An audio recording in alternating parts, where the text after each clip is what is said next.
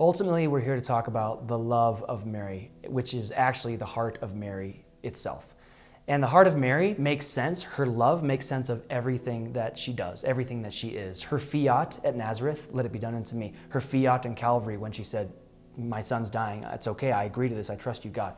And so her love really is her heart. And her heart is the most pure heart. We call it the Immaculate Heart of Mary, right? And Immaculate has this clean sense to it. It's no stain. There's no evil in it. But a lot of times I think we get stuck at this absence. We focus on just the absence. When we think of purity, we think of, oh, it's not bad. There's nothing wrong with it. There's no stain. But purity is more than that. Purity is, especially when we're talking about the heart of Mary, has more to do with an overflowing abundance of grace and life, which is why the angel said, Hail Mary, full of grace. So in some sense, her heart's not just pure, it's pure and full of love, which is another reason I think there are roses around her heart when we have these images of her heart, because this rose implies a garden and life and fullness of life.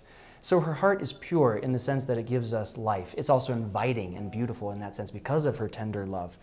And we always, always, always should go to Jesus through Mary. Why? Because we're afraid of Jesus, because he's the just judge, because God is a harsh father? No, no, no. Those are all silly reasons. We go because this is the way Jesus set it up. This is the divine plan.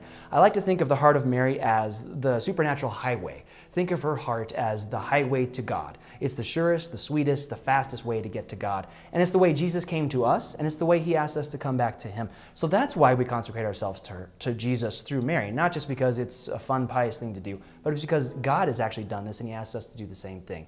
And ultimately, we find Jesus in the arms of Mary, which is why we should consecrate ourselves to her.